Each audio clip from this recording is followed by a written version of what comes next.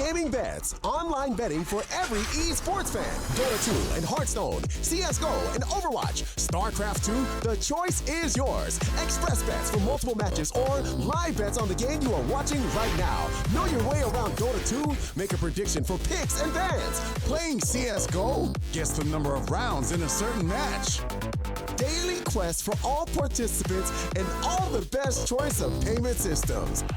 More than 600,000 users have already made their bets on the spectacular matches since 2011.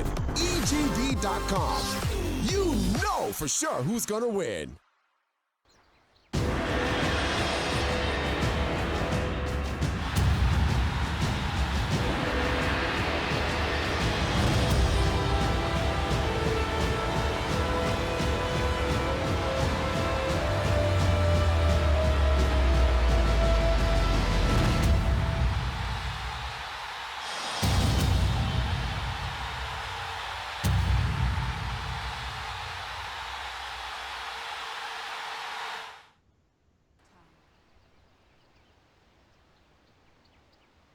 Welcome back, everybody. Game number 3 between Team Empire and Vega Squadron. The determining game, which one of these teams is going to be knocked out of the DotaPit qualifier entirely, and which one of them is going to keep their hopes alive in the lower bracket. I've got Rhyme joining me once again. Rhyme, we already have a lot of the draft unfolding. What do you see that kind of piques your interest so far? Empire just straight up go, we want Omni.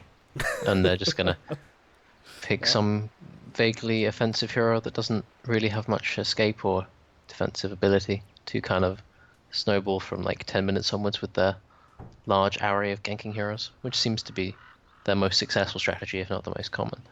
So Vega, on the other hand, they've pretty much set themselves up for almost anything. They could go aggro dueling, they could pick up some hero that ganks quite easily with Wisp, they could get Iceberg, some generic hero that kind of sits there and farms while and then snowballs with the rest of the team when they get their items. So honestly, both these teams are pretty versatile after the first stage. And the Juggernaut and Shadow Demon banned away. Nothing really special about the bans. Axe going to be the first pickup here for Team Empire. Usually a nice pickup versus the Wisp, rather squishy hero that is probably going to be tethered to somebody else. Makes it a nice call target. But Axe has also been kind of like what in your opinion changed that the Axe became so much more relevant than he once was? I think, well, his thing became pure, and then he was really picked. Then he got nerfed, and he wasn't picked so much. But it's mostly like he actually is one of those heroes that like he wants the enemy team to pick like a really zoning tri-lane or whatever against them because he farms the jungle the fastest out of any hero in the game. Mm-hmm. So there's that. He is very good at killing with Blink Dagger. His itemization is incredibly good. He has items that massively increase his effectiveness like every 2k gold. So it's like he gets Blink, then he can get like Blade Mail, then he can get like 4 stuff, and he can every single item it feels like organic to build up and is extremely effective. And he's also one of those heroes that you can pick relatively early on, and he can be off lane, or he can be in a 1v1 safe lane, or he can be just a kind of flexible kind of pick in your draft. Mm-hmm. And Bane. Ooh. Bane hasn't really been too much flavor right now in the meta. I guess he's a pretty heavy. Why Bane over? Like, if you wanted some disables, like, why not Lion? You know, like something that goes through repel. Yeah, that's the only real thing that stands out to me. Unless they have some special lane that's going to kill with the sleep on bot lane. I don't really see a reason, because repel is really going through repel is all well and good, but it's like it's only really the disable. Like, you can just get glimpsed from really far away, honestly, and then it makes your life pretty difficult. And Bane doesn't do much to deter initiation. His counter initiation is fairly weak. He's mainly just good at zoning and providing a little bit of space for a carry in like the first 10 minutes or so. So maybe Vega go for something that kind of benefits from that early laning, or is going to kill effectively with a sleep in the early game. But otherwise, I'm never really a fan of Atropos or whatever he's called. Do you think Team Empire should take Mirana right now? Keep it out of the hands of Vega Squadron, since there's obviously both teams have a mid position open? They could do that, and then it means that they can pretty much just pick some kind of hard carry. That's because Vega's lineup isn't very good against hard carries, honestly. Yeah. You could pick some hero that buys Lincolns, and then you just kind of run around with the Axe, the Omni. Yeah, so they just pick up the Marana. Yeah. All right, well, let's hope that Vega Squadron didn't have that in mind, that they were going to be able to get Marana for themselves. As their mid laner, they can still get... Oh! Okay. Well, that certainly changes things up quite a bit. The Alchemist versus Marana, pretty common, I would say. Sort of counterpick. Most of the time, Alchemist is being banned away in the 3-4, or if it gets there, the 5th ban. Yeah, it's just kind of... He's got the whole I out-heal every single bit of damage you do past 6 minutes kind of thing going on. So, by the time Podem gets Ags, Alchemist has already got, like, Armlet Radiance or something, and has 1.5k HP, and has 2 heroes willing to save him at any given point. So it's basically like Podem is going to need a little bit of help maybe to zone the Alk, and Podem may have to deal with the Wisp and Bane being pretty aggressive. Although I'd like to see Empire just try and really oppose the Bane almost once they have levels. Like if the Omni gets like level 3 or something and the Disruptor gets like level 4, then they just go down with their Axe and they kill the Bane and then pressure the safe lane. Yeah. That could be like a key move I see here. Marana can make that rotation too. They take over the safe lane, take away the safe lane jungle, make that rotation into mid, take the tier 1. Do you think... Now, this is all... They can play, pretty fast-paced with just this 4-man. Where do you think this lineup really leads, though? Do you still get the hard carry for Team Empire, as there's still potential for Vega Squadron to still get, another hard carry for themselves besides the Alchemist? I'd say just they have to Vega ban Morphling here, like 99%. Yeah. Like there's no way you see those heroes and then go like, because all the Empire really need now is some hero that is actually going to be able to hit buildings and has a decent core matchup versus Alchemist, and Morphling fits that criteria very, very well. Like if I were on Team Empire, like I would Aloha Dance. Like he's a big Morphling player as well, so I and think Omni Knight. Yeah. Repel on a Morphling as he jumps in, kills the support straight up. Okay. They chose to ban the Lifestealer. Clinks, does this change your mind about the Morphling at all? Are you still all in on that? It's just a question of, like, Morphling, he's good against Alchemist, but the thing is he has like some natural like power curve like bad matchups versus Alk. So like when Alchemist first gets his Radiance, Morphling like barely has the Lincolns, and then you need to do fancy stuff with the Replicate and like delay the game a bit. So they go for the AM instead. It's fairly similar vein of like fairly similar style, but I think this is AM is more the slightly more extreme for Protect 1, where the AM doesn't really want to be involved in anything past like the first few minutes of laning stage, and then the I have a Manta and Vlad's and it's time for me to hit you kind of thing. Because Morphling would be like, they would have that early laning stage where Morphling's pretty much more effective than the AM, and then they would have like the time where he wasn't like strong versus Alchemist, he might get picked off by Klinks, but with the AM, it forces the Klinks into maybe some level of like a Hex or something later on, but I'm pretty sure AM's not that great in this game. There's a lot of single target disable. Yeah. The one thing that's a little bit concerning for me, I think with Team Empire's lineup, I think they win everything past like 45 minutes, right? Almost certainly, because Podem will be able to threaten the supports very easily. The itemization for the Empire supports is very obvious. Like all they need is like Limit Cape on Disruptor, and then like Mana Boots plus whatever mid-ability and like Ether Lens or something, just so Omni can get spells off. Like all Dire supports need to do in the late game is get their spells off. Radiant, they need to make sure the Whisper's alive and he's healing whoever's gone on by the AM. The Bane needs to be watching out to see if he can grab the Omni and stop him from getting his ult off. And the Sand King needs to get like a really good initiation. And all the Axe has to do is like, I blink in, I press my spells, I get healed, I kill someone. And then it's pretty smooth sailing from like the 40-minute mark onwards, maybe even 35. Yeah. Because like the 35-minute is where like the AM Raider farm kind of, and also the fact that he's just scales better with items kind of matches up well against the Alk. Yeah, so I was seeing it the same kind of way. It was essentially like 35 minutes is where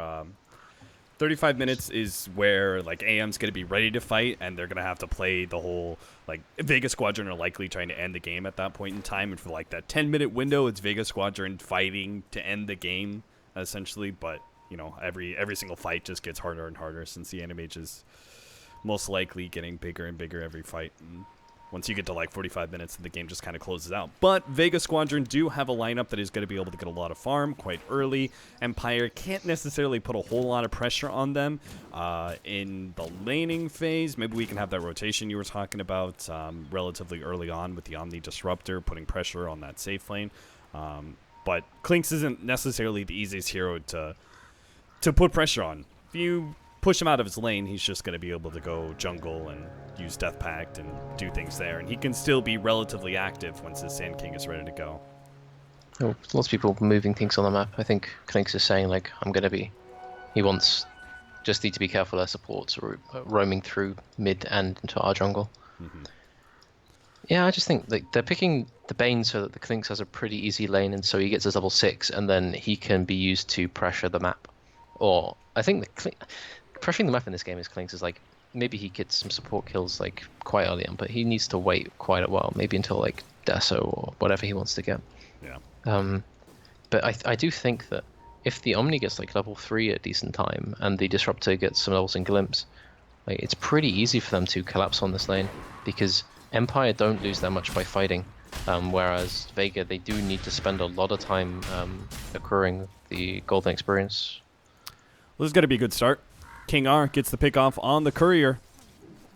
So Iceberg will lose his boots as well as his Tango, making it so potentially G can actually, he might even be able to exploit Iceberg quite a bit here in the next few levels. Go next. I think that's he's copy pasted something from his last pub. Hold on. I'm gonna check something now. So who was that? That was Vega FN. If we look at Vega Squadron, we look at the match. We look at FN. Oh, what has he been doing? Oh, matches. What was his last pub? Maybe. Oh, he doesn't have his pubs on his Dota buff. I would have found someone called Megaton Dash. It's in his Dota profile, though. Oh yeah, I could do that. No Nyx Assassin, though. No I've got something to do either. during this pause now. Maybe, Oh, Margaret, there we go.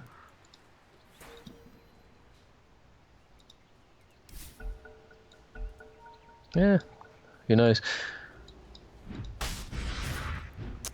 well, the battle will rage on in the bottom lane as these two smash up against each other. Aloha Dance is going to be left alone against Sand King Wisp for now, as they're trying to keep the pressure on the Alchemist for as long as possible. He doesn't have the regen to be able to recover, and can't really do much against G during this time, so they're going to need Wisp to actually come into mid lane instead. Pulls him away from the Sand King, makes the lane a bit easier for the Animage.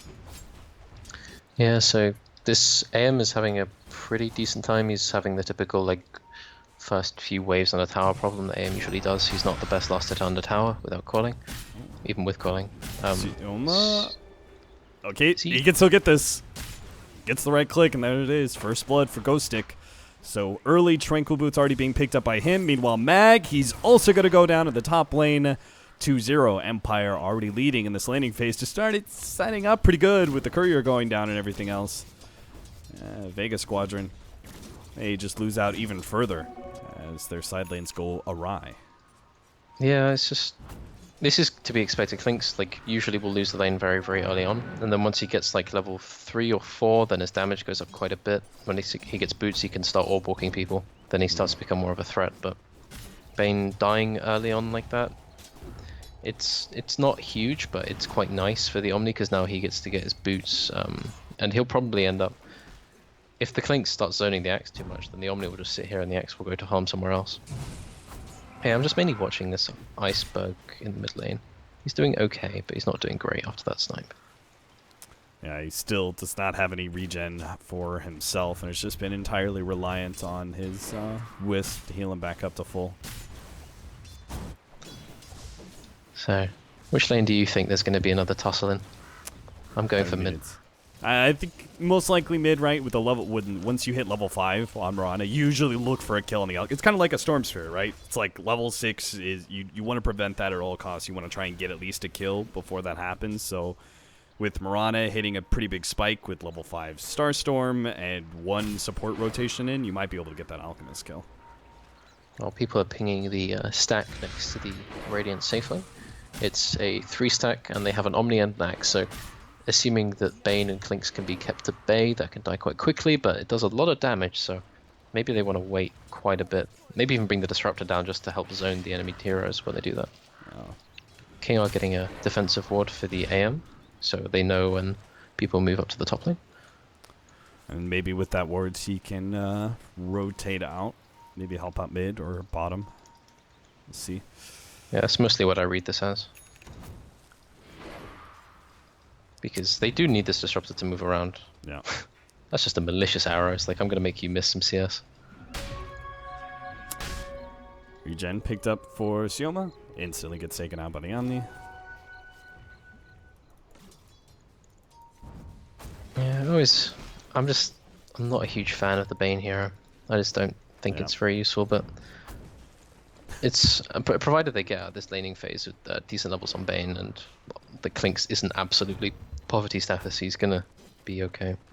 I just want to see if this click. Yeah. Ooh.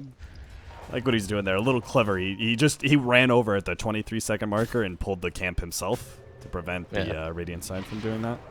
Sure enough, King R tries to set up a kill on mid lane with G picking up his level 6 while Iceberg's still level 4, but unfortunately Vega have read it like a book. They're going to be able to set up their counter gank. Unfortunately for them, they didn't bring any counter vision, and Iceberg is probably still going to go down. Miposhka comes in, they still have the glimpse even, and they burst down the Alchemist. That's gank turned so many times. First it was Empire setting up the gank, then Vega counter it, then they don't have counter vision, it all falls apart. Yeah, if they just had vision there, then that would have been pretty good. They would have killed, and then they probably would have realized to get out with the Alchemist in a safer route. But as it stands, they use the maximum amount of time on their supports for the least possible gain. So yeah, Iceberg's sitting at level 4 now. He needs to be babysat until he gets level 6. He doesn't farm independently very well. He's got his Iron Talon and Helm of Ironwall, so he can farm jungle like kind of okay. And they're giving Wisp the XP for now. So I think Vega's next move is probably to take a fight with Wisp. But yeah, he buys his bottle now, so he's level 3. He wants to do something, but there's a smoke coming out from Ghostic and King R, and they want to do horrible things to the Clinks. Oh no, they're going for the Alchemist. You're going to go into the jungle and rotate, cut across to where Alchemist is almost always farming around this area. Right as he's about to pick up his level 6, kind of like a Storm Spirit. Don't show up in lane anymore, just get your level 6 off of jungle. Unfortunately, that's a bit too predictable for Empire. They're going to be able to get the call. Heal comes out. FNG trying to use the last bit of his bottle to keep him alive. Alchemist, though, pulled away from the tether, making it a much easier kill for Ghostic, and FNG will still go down as G dives real far behind the tier 1 tower and claims the extra kill. 5-0 now for Empire. Yep. Podham's sitting on a kill, and he's got his DD rune, so he's probably going to get damage on this mid tower. And it's like, is there any reason for Empire to not sit on this Alchemist with their Axe and with their Disruptor? Because their Omni's getting farm on the bot lane, so the Axe doesn't necessarily need to farm as much at this time. The AM is doing completely fine. Like Bane, at the same time they did that movement, Bane went up and brain sapped the AM once. That was literally the entire 2 minutes for that Bane. So Empire are just getting so much more out of every single little movement that they make. That's the beauty. It's kind of like the same thing last game with Team Empire when they had the Axe and the Sand King. It's like both of those heroes are able to stay off map quite a bit, and there's always that constant pressure of where are they ganking, where they're going to be. Yeah, that's the beauty of Axe for sure, is the fact that he's able to jungle, be off map constantly. You never know if he's going to be rotating into mid lane, if he's wrapping around behind bottom lane, and they're just going to sandwich you there. So the Vega Squadron kind of have to group up a little bit. You see the Sand King's going to farm up the jungle near mid. FN is making his way across. Yeah, I get this feeling that Vega right now, they need to do something so that Empire respect the fact that there are lots of heroes missing, because right now there are a huge number of heroes missing for them. Because the AM, he knows that the Bane is missing, the Sand King is missing, the Alchemist is probably missing, the Clinks is farming a hard camp somewhere, but there is no fear because he knows that he can't die. Oh, and Sioma's just going to get ran at a bit. All those heroes off missing. They found one of them. Sioma is going to die. Maybe the deny. No. Pretty well timed, but unfortunately was not quite low enough. Yeah, so what I was kind of saying is, like, if they don't generate, like, any kind of threat towards Empire, then Empire will just keep farming, and Vega will just lose out, even with an Alchemist farming. Oh, no. Which is why they try and go to low hot dance there. Oh. Doesn't actually work out. Meanwhile, Ghostic finds the double with the Moonlight Shadow, Alchemist, and Wisp both die. And he's going to get that Ancient stack. Good lord. That was so perfect to watch. Oh my, he just walks through and he just walks up the high ground and he sees Alchemist and Wisp both on 300 health and he just knows what he has to do. He just walks in, he presses Q once and then that must, yeah. Oh man, I'm so sad that I missed that too, because I knew they were going to go out in the enemy to the top lane. I was he's like, going to find them, isn't he? He's going to see them and he's going to know what he must do. On Sioma, Alchemist gets the acid spray off, but then sent back to his own fountain. So we're seeing at 3 deaths, no armlet by 9 minutes. G is taking towers by himself. Poshka's almost level 7. They're getting to the point where they have their ultis on Empire. They've almost got a dagger on Axe as well. And the AM is getting closer to Battle Fury. So the longer this state of the game continues, the harder and harder it is for Vega to come back. Maybe, I think, what they need to do is they need to convince Empire to take a fight that the Wisp can overcharge someone out of. So maybe they get the armlet on Alchemist and then they kind of position him slightly far forward and then save him. And then when they get the Bane Fiend's Grip, they kind of punish an overcommittal from Empire. But outside of that, I'm not really seeing much opportunity for Vega. Another smoke up, Empire. Pedal to the metal. They're going to keep on going here. Empire are going to sweep across with the Disruptor pushing in mid a bit. He's got his Static Storm. Whatever they find underneath this tier 1 tower is most assuredly dead. Arrow comes out, nails Sioma, and they'll catch whatever else they can. Sioma's definitely dead. Looks like, oh, FNG, that was not the play. Oh, don't go back into that one. FNG, why? All right, well, now they just got a Culling Blade. That movement speed advantage may be enough to get them more of a fight. The call out onto Mag is going to be able to get them another kill, cost them the Disruptor's life, but that's okay. All domination for a tier 1. Pushka just... did he have ulti the whole time? Is he just... I don't know. He decides that it's not worth it. Either he didn't have ulti or he decided it wasn't worth it to use for... Or he was stunned. But I didn't think he got stunned by the Sand King, but... Never mind me. He just saw Disruptor and he's like, do I really need to save you? No, not really. Ghostic with the dagger. They could just jump on Iceberg as soon as he wants to farm any creep with now. Axe could spend the next 5 minutes just going after the Alchemist completely. They should have been spotted by that ward, or maybe they weren't. Iceberg is going to be caught underneath the tier 2 tower. If he gets a spin, this is a kill, or never mind. An arrow comes in from the side and will be able to ensure that death on the Alchemist. Everyone from Vega Squadron huddled up at the top lane. Empire can just rout them if they really wanted to. I'm pretty sure they could just run through that tier 1 tower and take the fight. And sure enough, it looks like that's what they're actually going to do. Ghostic's leading the way. He's got the repel on him. Gets the call on the Mag. This Nightmare goes down. Sioma tries to buy Mag some sort of relief. He knows he's probably given up his life in exchange for that one. Worth it for the Bane, maybe, to give up his life for the Sand King. But overall, Empire continue to dominate this match. Yeah, imagine being Aloha Dance right now. You've like sat in your lane, you've got complete free farm, you've done everything right, and then you're still getting out farmed by your ex because he's just got like 7 kills. And you just wish you were taking part in the game, but you know your job is just to sit and watch your team just do what they do. Must be quite nice, but also at the same time quite irritating. I've had pub games similar to this, but I haven't been quite as perfectly played as Aloha Dance I am right. So, oh, G's getting gone on, and he walks off. Not exactly what the Clinks wanted at that point. Usually you want to have something coming out of using a strafe, but wasn't to be. And G finishes up a 12-minute Ags. Yeah. FN probably thought, oh, like, Leaf's down. Maybe I can actually threaten the Mirana some. Doesn't realize he has so much stats. Ghostic taking a shot in the dark, but doesn't quite work out. And then they find Sioma, but will they get a glimpse off? Yeah, good luck with that one, Sioma.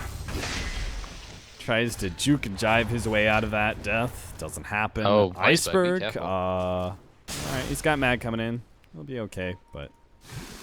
He could just try and do something here. Like, there's almost no incentive for him to back off. Like, he could just keep running at these heroes and then send them all the way back to Fountain. Yeah. Throws out a random arrow, hoping to get the Wisp. Oh, no, he's looking for a I don't know what he's looking for there. I was actually somewhat surprised he didn't try and go for the leap arrow onto Iceberg once he dropped low like that. Yeah, maybe he knows that's like the only way he can die in this game, so he doesn't do it. It's like even if like the chance of you dying at like 10% maybe isn't like the thing. But you've got Ghostic now. He probably is just going to buy a Blade Mail, and then yeah, it's just playing a entirely physical damage carry that doesn't have any escape versus Axe. When Axe is farmed is almost impossible. Playing it versus a moderately farmed Axe with Blade Mail is annoying because you lose half your HP every fight. But playing against an Axe who can literally just sit there and watch as you kill yourself while he loses maybe like 30%, it's not a nice prospect. So pretty much Vega's Squadron's only hopes right now are to split push, avoid fights, but Empire, it's tough to actually stay ahead of them. They've got the mobility, they've got the Moonlight Shadow aspect, they've got Glimpse, they've got so many ways to be able to catch Vega Squadron in the act of split pushing, and sure enough, they're going to lead with a pickoff on Sioma. Could have actually been a whole lot better, but they just nail Bane to the wall and get Ghostic a godlike spree. Because normally I'm very careful about like saying that one team it's all hopeless, like everything seems lost, but like there's got to be a point in a game where you say like it's just really difficult because there's an alchemist on one team and then there's 3 heroes all like 1k, 2k net worth above him on the enemy team. So they do have the idea of getting the Radiance soon, so he's going to get this bot lane to farm for a bit. He's got Wisp to protect him with the overcharge. They have a relocate if need be. So it's just a question of can they make the time in which they farm this Radiance worth the amount of damage that they're losing on the top tower, the amount of farm they're giving to the anti-mage. So I think that if they can get this Radiance up, and if the Klinks can finish his Deso, and they get some key pickoffs on, I think the supports initially, and then use that to take better fights, then they have a chance. But as it stands right now, something pretty miraculous needs to happen. Empire continue to hunt down heroes pretty much at any little whim that pops into their head. You see a hero bottom, yeah, position yourself to chase him down. If you don't get it, whatever, it's fine. Take over the dire jungle. Animage is farming up your jungle. You know you're getting better farm efficiency as a whole over Vega Squadron. This might be important. Catching the AM would give them time. It would buy them a little bit. So they go through the jungle with the smoke. They've got maybe 20 seconds left on it. They don't even have wards to put down, though. He's getting tempted by this wave. He sees it. He wants it. Oh, he's walking right into them. They're right there. Oh, we got him! Burrow strike in. There's the Fiend's Grip. The TPs very obviously won't be in time, so they all cancel. Empire will just take over mid lane. So finally, they do get the pick off. It punishes the aim, makes it a little bit more scared when it comes to pushing out, and knows that's they finally managed to execute a successful gank on him. But and that's what they need. Empire know they've already used Fiend's Grip. They're already in a position somewhere in this top lane that they can actually rout him here. Catch him out from behind. FNG is going to be the target. Tries to tether away. He gets glimpsed back, though. Again, though, Empire are only finding support pickoffs, so... Yeah, it's pretty good because now, in that time, the AM's died. Now, AM's going to come back to a world where there is an Alchemist with almost a Radiance now. The gap between the Alchemist and the AM closed entirely, and the Klinks now has a Deso, so... It's just one of those situations where, like, you go, I really shouldn't have died there. Like, he knows how easy the game would have been if he didn't. And now he has to kind of live in the post-apocalyptic world where he's got one death. It's a bit sad. Everything's relative, you see. Yep.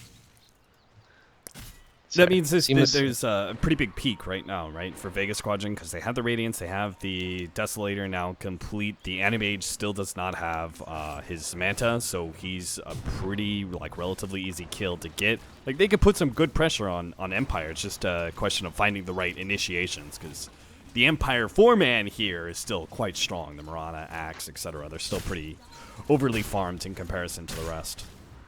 Yeah, it's just a question of when Vega walk down Fortua lane, are they winning the trade? Because they're getting this tier 1 and they're losing a tier 2 for it. Will Vega get to the point where, if they position themselves, will Empire feel obliged to fight into them? Because if Empire don't feel obliged to fight into them, then Vega have to farm a lot in order to make it worthwhile. So, Klinks, he has to stay missing almost to kind of dissuade Empire's heroes from like solo pushing out lanes, but he also has to be near the tower. Like he wants to be hitting this tier 2 right now, yeah, but he can't because He knows that if he does, then every single member of Team Empire is either going to TP one by one, making him back off, and then they will farm that area, and then he knows he's going to lose that and farm. Or he knows that Empire are going to walk 4 down the lane and take damage on a tier 3, so it's a really hard decision for FN. Empire will eventually back up after taking that tier 2, so maybe all this waiting come to fruition, but at the same time, if Miposhka's quick enough with that repel, they miss out. G actually does, he kind of understands what could be happening here. It's just in the wrong direction. They try and go for G. Instead, we'll just have to get Miposhka on the Omni Knight. He gets off a big heal, doing a lot of damage to Vega Squadron, but of course he's dead. Vega Squadron immediately back up, knowing that Empire are probably looking for vengeance. They've got a glimpse ready to go. King R. I like the way the Vega Squadron did that. They kind of backed themselves up a little bit, but still positioned themselves where they wouldn't get abused by Glimpse, where they could all turn back if necessary. Unfortunately, it does leave them out of position for Roshan, which is exactly what Empire's going to do right now. It's been a particularly slow Roshan, though. It's they get the Flouds and they go, okay, it's time to get Rosh, but Rosh is tankier than it used to be. So they lose. AM actually doesn't farm particularly fast as a result of this, so it's just they have an Aegis away. Whatever they want to do with this, that's up to them, but it's not a huge thing, I think. Yeah. Because it doesn't really change how they were playing, because they, outside of like a full like 3-4 man rotation, they didn't have any plans of killing AM in this game. It's all about like getting the Clinks to a point where he's scary, getting the Alchemist to a point where it's not easy to kill him. More building up their own cause than it is taking Empires down a peg or two.